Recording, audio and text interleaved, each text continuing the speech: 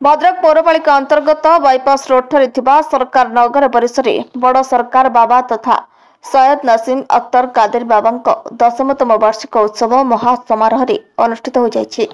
एही उत्सव उपलक्षे खानकाहा परिसर में सकाळ नमाज पाठ पढ़ी सारी फल प्रसाद बंटन करबा परे बाबा भक्त मानक द्वारा चादर चढ़ा रात्रि पर्यंत जारी रही एवं खानकाहा परिसर बाहर संध्या परठू धर्मसभा और मुसायर अनुष्ठित हो जायछि।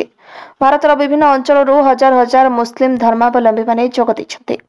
श्रद्धालु माने श्रृंखलित भाव जाई बाबा समाधि पीठरे फूल देवा सहित चादर चढ़ाई निजर मनस्कामना जणाइछन्ते। कमिटी पक्षर स्वेच्छासेवी मानक नियोजित करा जायथिबा बेले जिला पुलिस पक्षर पुलिस फोर्स एवं पुलिस अधिकारी मानक शांति श्रृंखला रक्षा पई नियोजन करा जायछि।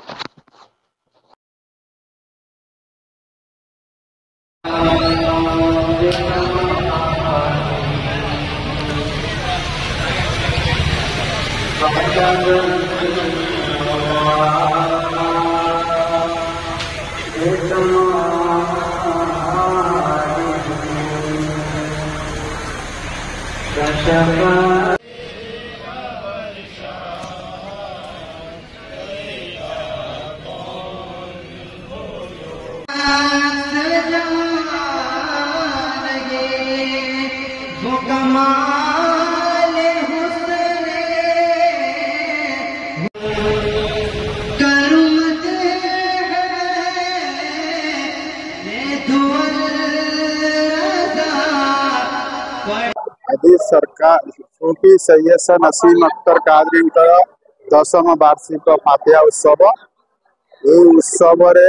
उत्सवटी सारा भारत वर्ष उत्सव एतिरे सबु संप्रदायर लोक आसिक बाबा पीठ बाबा दर्शन करुछंती चादर पोषी करुछंती फूल चढ़ाउछंती मानसिक करुछंती।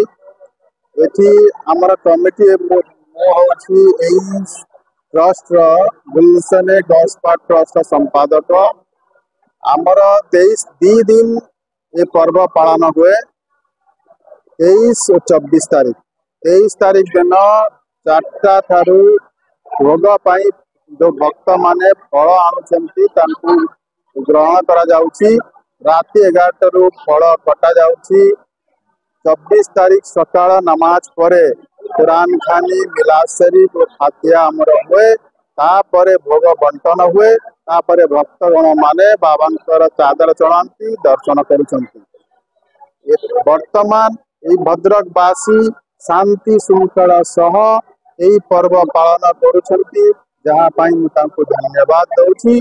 आउ आमर प्रशासन मध्य एतिरे संपूर्ण सहयोग करुछंती सेति पाई मु प्रशासन को मध्य धन्यवाद।